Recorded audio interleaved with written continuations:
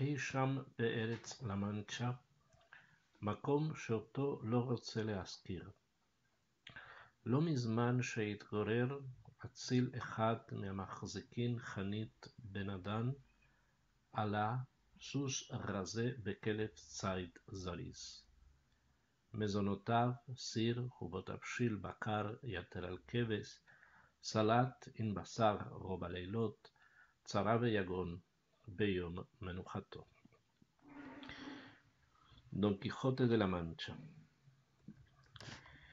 Hemos elegido comenzar la explicación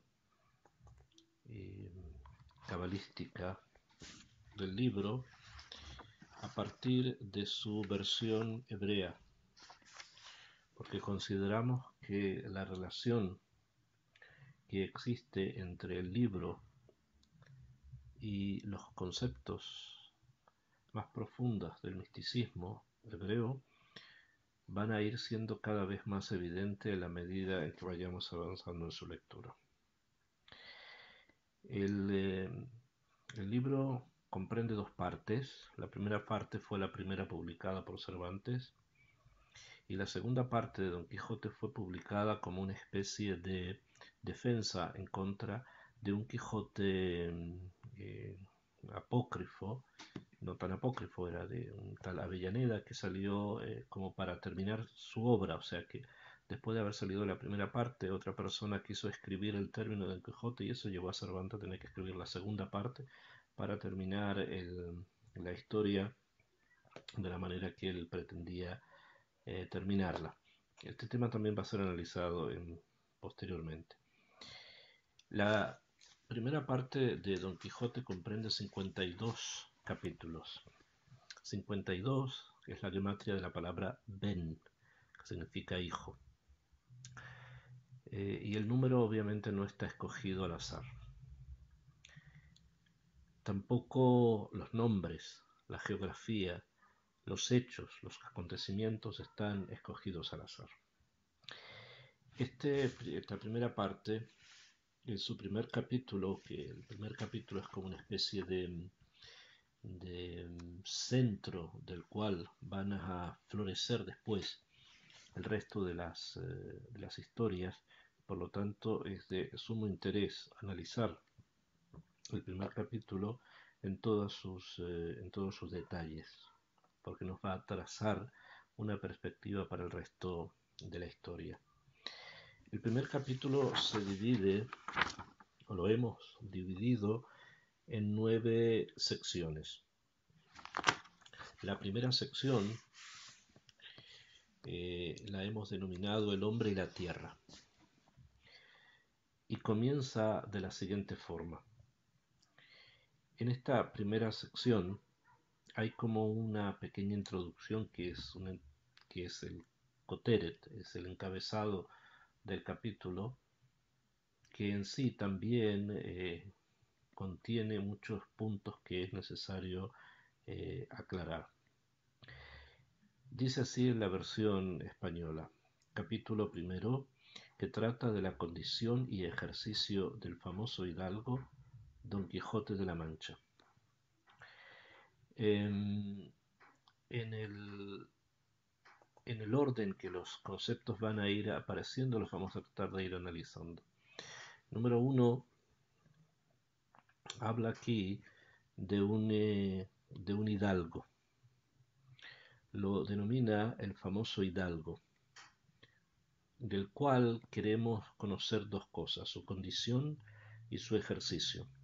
La condición se refiere a las características físicas del personaje y el ejercicio a sus características metafísicas, aquello que va más allá de lo físico. Y comienza expresándonos una simbiosis, una reunión, una mezcla de ambos tipos de hemisferios, de ambos tipos de dimensiones, de la física y de la metafísica, a través de la expresión hidalgo. Hidalgo es un apelativo que significa hijo de algo o de alguien, o sea, una persona de cierta importancia. Y en el orden de nobleza que era ocupado en aquellos tiempos en España, correspondía al último de los niveles de nobleza, que se ubicaba por debajo de los grandes de España, y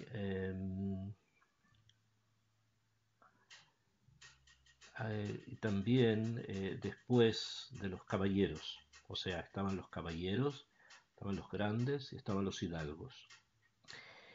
Los privilegios de cada uno y uno eran diferentes, en diferentes épocas y en diferentes lugares también. Sin embargo, los hidalgos tenían el privilegio, entre otras cosas, de poder ser llamados don. O sea, que antes de su nombre se les podía denominar don. Como en nuestro caso de Don Quijote.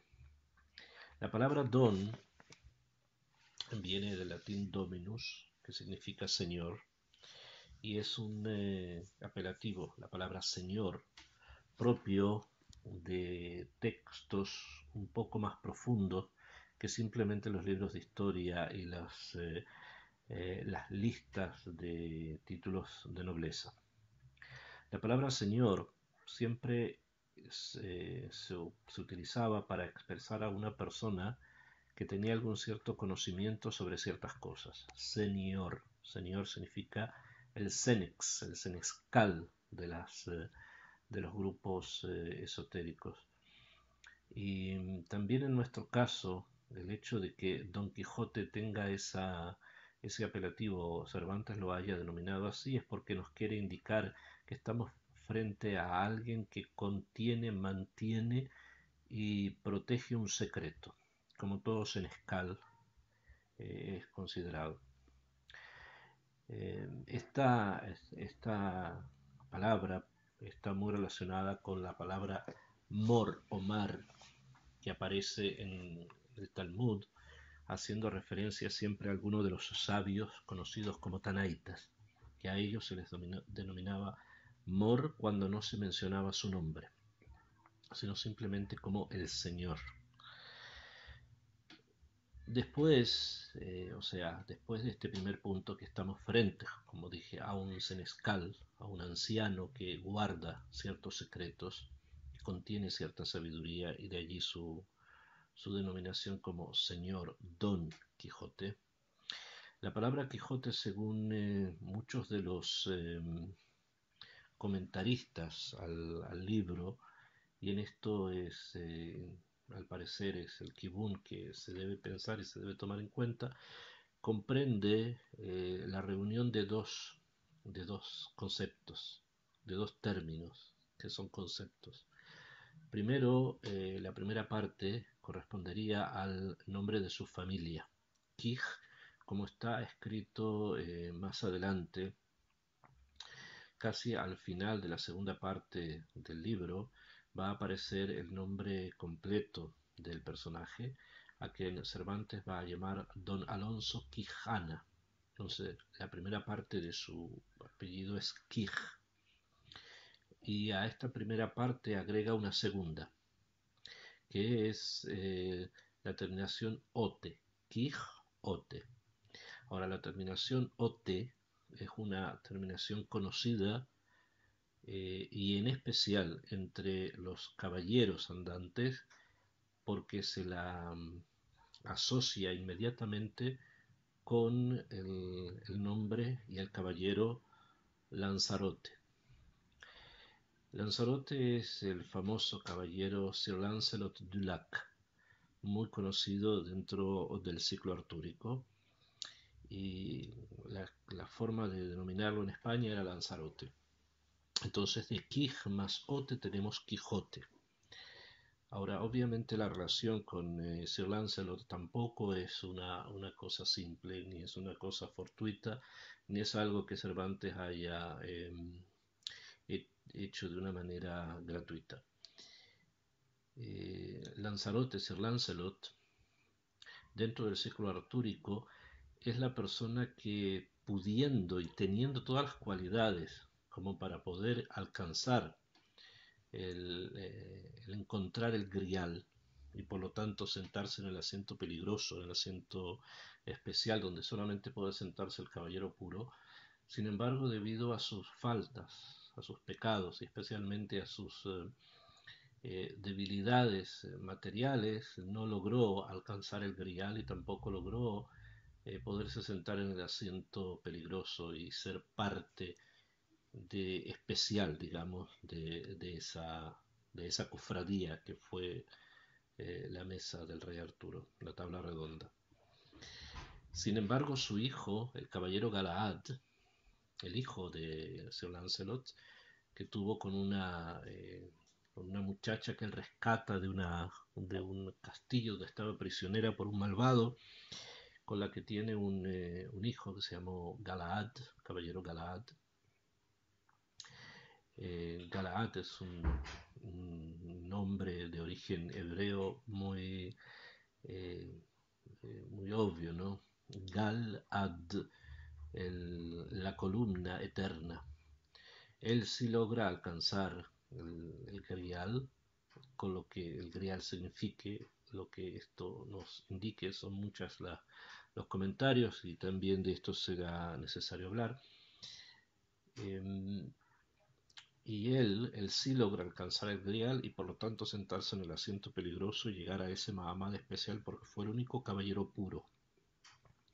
De la misma manera, Cervantes en su libro eh, nos quiere indicar que Don Quijote es el padre, es quien va a proporcionar aquellos elementos para que un hijo, 52, que son los 52 capítulos de su único primer libro, que desde un principio pensaba que iba a ser así, y después las circunstancias le llevaron a escribir la segunda parte, eh, él sí, el hijo de Don Quijote, va a llegar a alcanzar ese punto en que el padre, en este caso Don Quijote, no logró, que fue llevar al mundo entero a ese punto de nivel, a esa inflexión de pensamiento desde la cual Don Quijote veía el mundo. O sea, a pesar que Don Quijote está constantemente teniendo que golpearse con una realidad donde las cosas no son como él simplemente las está viendo, y que los molinos no son gigantes ni monstruos que lo quieren atacar, eso es por el hecho de que él es Don Quijote, o sea, es el padre, es aquel que por sus defectos y sus faltas aún no llega a poder mostrarle al mundo que Behemet es lo contrario, o sea que los gigantes se han transformado en molinos, y eso solamente lo va a hacer su hijo. ¿Quién es su hijo? Obviamente nosotros, aquellos que pueden nacer o renacer, mejor dicho, a partir de la lectura de este libro. O sea, aquellas personas que pueden captar el mensaje del libro y transformarse ellos en el caballero puro, en el caballero que se va a sentar en el asiento peligroso, en aquel caballero que va a estar más por encima del resto de los caballeros de la tabla redonda, porque él sí entiende que los molinos son ciertamente gigantes y que sí existe ese mago que lo está persiguiendo y que le hace cambiar la realidad para que otros no comprendan en qué mundo está. Ese es el primer punto de análisis. Después, a este señor, a este caballero, Don Quijote, nosotros le conocemos un apodo famoso, Don Quijote de la Mancha. Hay dos puntos en este término, en esta situación. Número uno, ¿qué es La Mancha? La Mancha es un lugar, es un sector que queda justamente en el centro de España, es una zona natural e histórica que se encuentra en un lugar específico, más o menos 610 metros sobre el nivel del mar, precisamente en el centro de España.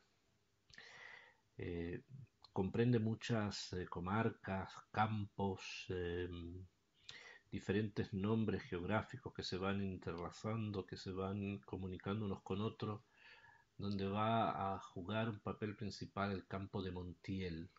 Montiel, o sea, la, la combinación de dos palabras, de monte y de el, o sea, el monte de Dios. Aquí también nosotros nos encontramos de un punto de vista simple ante una uvda, un hecho un poco confuso, porque si bien sabemos que casi todos los caballeros andantes son apellidados a partir de la nación de la cual ellos vienen, normalmente estos países de los cuales ellos vienen son países con distantes, países con un profundo esoterismo, países que han tenido una teilá, una gloria, como el Amadís de Gaula, o sea, el amado que viene de Galia, de Francia, Don Belianís de Grecia, etcétera, en Palmerín de Inglaterra y otros más. Sin embargo, acá nos encontramos como una situación un poco confusa. Tenemos a nuestro caballero, que él es Don Quijote de la Mancha. La Mancha no es un lugar glorioso, no es un lugar donde se encuentre algo que pueda despertarnos a una admiración muy grande. No es Grecia, no es Inglaterra, no es la Galia, tan alabada por el César, sino es la Mancha, un lugar seco, sin mayor, sin, sin mayor industria. Y así también lo dice la palabra. Según se cree, la palabra mancha proviene del árabe, eh, manche, que significa una tierra seca.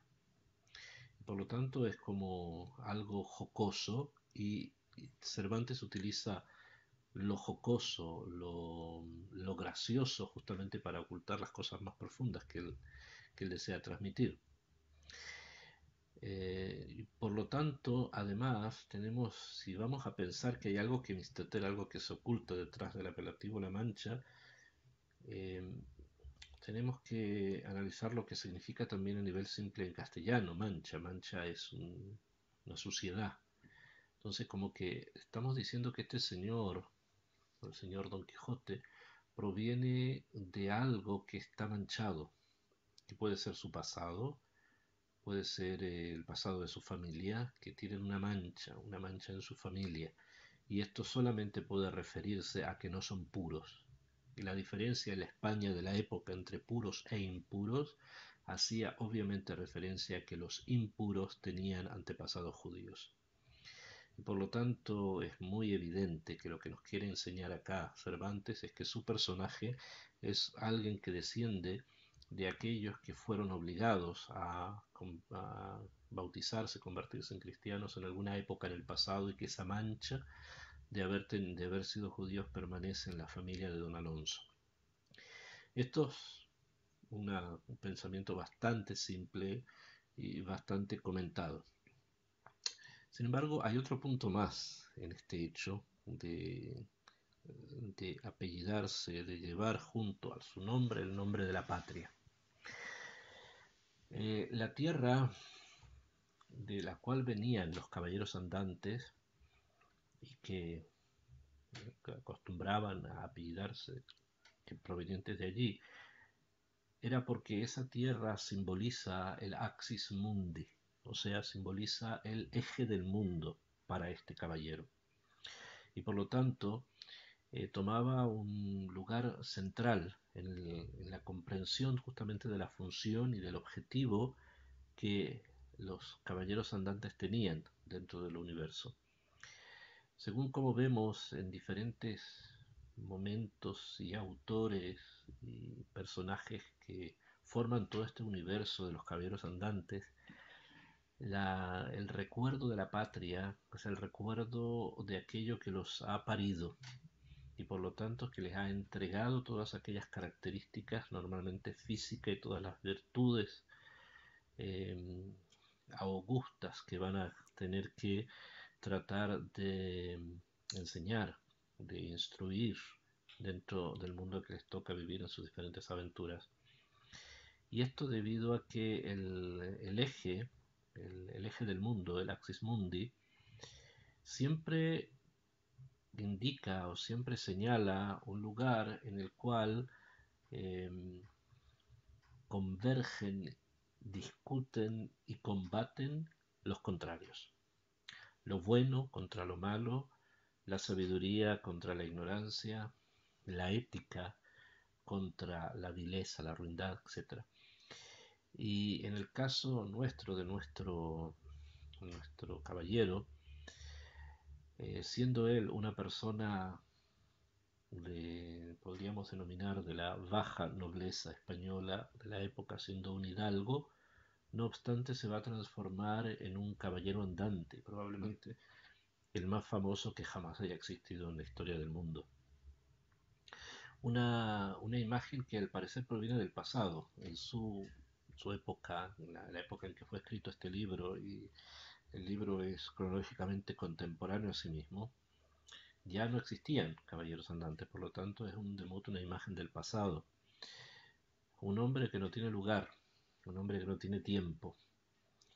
Entonces es claro que para que Cervantes, a pesar de obviamente todo el aparataje, como dije, cómico que pueda tener el presentarnos un personaje del pasado con unas armas que están oxidadas, con un caballo que es flaco, etcétera, pretende obviamente crear una cierta eh, cierto sentido del ridículo, sin embargo justamente para que nos quede en la memoria un mensaje. Nos quiere poner en días y en tiempos que no son dimensionales, sino que al parecer van más allá de lo inmanente, que trascienden. Y esa es la grandeza que Cervantes tiene en la comunicación de estos mensajes.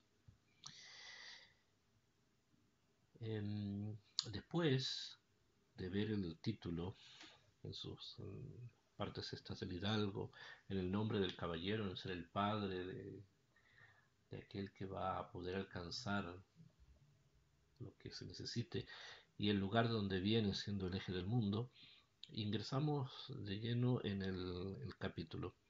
Y como habíamos mencionado, el capítulo se divide en 9 partes. La primera parte habla del hombre y la tierra. Y así comienza el libro en la versión castellana. En un lugar de la Mancha, de cuyo nombre no quiero acordarme, no ha mucho tiempo que vivía un hidalgo de los de lanza en astillero, adarga antigua, rocín flaco y galgo corredor. Una olla de algo más vaca que carnero salpicó las más noches, duelos y quebrantos los sábados.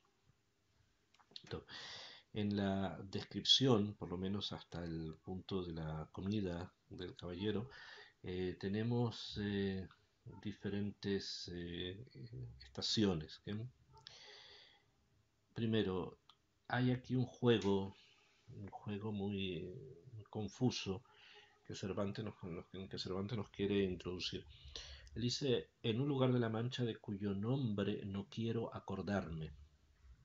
No quiero acordarme, no querer acordarse no es que no esté en su deseo, es una forma de expresión de la época para decir que no, que no tiene éxito en hacerlo, o sea, que no logra hacerlo, no logra acordarse dónde está, de dónde proviene, en qué lugar de la Mancha proviene su caballero.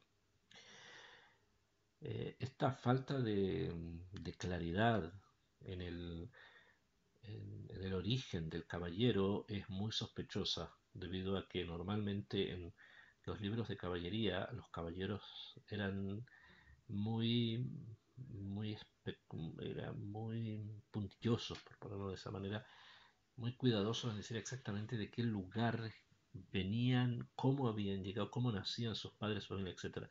Es una serie de detalles que en nuestro caso falta, y faltan otros más, para indicar que el origen del caballero era sospechoso, que provenía de un lugar en La Mancha cuyo nombre no puede, no debe, no, todo muy ambiguo. Y esto es como que Cervantes está tratando de vestir a este Sipur de misterios, cosa que en hebreo llamamos sodot. Y esto es algo que nos lleva a tratar de abrir justamente aquellos sodot, aquellos misterios. La segunda tajaná, la descripción del personaje, son sus armas, directamente a las armas sin pasar por otras cosas tal vez mucho más necesarias, primarias, va directamente a la descripción de dos armas. Dice que el caballero tenía, que este tipo de caballeros son los que tienen, estos hidalgos son los que tienen lanza en astillero. La lanza era un objeto de guerra y de defensa conocido en la época y conocido por todos nosotros, que podía defender a una persona y también podía utilizarse como un objeto de combate que se podía tirar a gran distancia. O sea, si vamos a interpretar de un punto de vista mucho más espiritual y muchísimo más metafísico, el hecho de tener una lanza indica que se puede llegar con sus opiniones e ideas bastante lejos. Teniendo la segunda arma que es descrita acá es una adarga. Esa adarga antigua. La adarga era un objeto de un maguel, un escudo redondo, normalmente era de cuero, de algún tipo de animal que fuese muy fuerte. Eh, es un maguel, como dijimos, un escudo que normalmente ocupaban los moros. Y estaba estructurado de una manera tal que era redondo y tenía por la parte de dentro unas salientes con las que se podía ingresar la mano y el brazo y de esa manera mantenerlo sujeto y poderse proteger. El, el objeto este, la adarga, es uno de los, si vamos a ir a la versión hebrea, normalmente se suele traducir la palabra adarga por Magen Agol, o sea, Magen, un escudo Agol, redondo. Sin embargo, en el Masejet Shabbat, en la Mishnah, el Masejet Shabbat, en el Perek 6, en la Mishnah Dalet, la Mishnah fija cuáles son las armas que está prohibido sacar en Shabbat porque se considerarían cargar un objeto en lugar donde no hay Eruv y no se considerarían parte del vestuario del hombre. Y se fijan que son 5. La lista dice de la siguiente manera: Velo Yetzeaish, que la persona no salga con un saif, o sea, con una espada. Velo Bekeshet, tampoco con un arco. Velo Betris, tampoco con un escudo, pero un escudo cuadrado o rectangular, como el de los que utilizaban los romanos. Velo Beala, y que tampoco salga con una ala. Velo Beromaj, y tampoco con una lanza o con una jabalina. Eh, los Rishonim discuten en la identificación de la palabra Alá. Rabbeinu Obadiah mi Bartenura explica casi todos los Keilim que están mencionados acá, todas las armas mencionadas, y cuando llega al tema de la Alá, o sea, de este Kli, él dice que es un Magem Besurat Agol, o sea, un Magem, un escudo redondo, que vendría a ser muy parecido a la descripción que el español hace de esta arma que estaba en poder de Don Quijote. Sin embargo, hay otras opiniones, como la opinión de Rashi, que dice que Alá no es un Maguen, no es un escudo, sino que es una especie de mot, una especie de mazo, con una punta de hierro o de otro metal, que es la forma en que hoy día utilizamos la palabra Alá en hebreo, que significa mazo o linchaco, el maquer este pequeño que utiliza la policía. Bueno, sobre eso entonces hay una suerte de discusión. Enseguida pasamos en una tercera tajada, una tercera estación. En el primer capítulo el libro nos quiere indicar cuáles eran sus alimentos, qué es lo que él comía. Esto está dividido según el orden de lo que leemos acá en el capítulo en diferentes días. de los cuales sobresalen el viernes, el Shabbat, el sábado, y Yom Rishon, el domingo, siendo que hay otros dos guisos que se relacionan con todos los días de la semana y otros con la mayoría de las noches de la semana. Primero, él dice que la mayoría de los días de la semana, o sea, el almuerzo que se comía a mediodía, consistía en una olla, un bo tapshil, en el que había un guiso eh, de algo más vaca que carnero. Bueno, la palabra olla no significa el objeto, sino que olla se le dice en España hasta los días de hoy al guiso. El guiso se llama olla.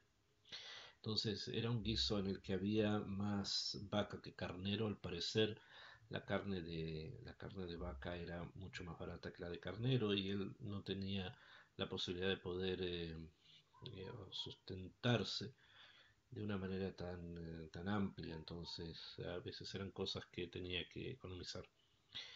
Este tabshil, este guiso es propio del sector de Castilla y como buen señor castellano comía comía esta olla a diario.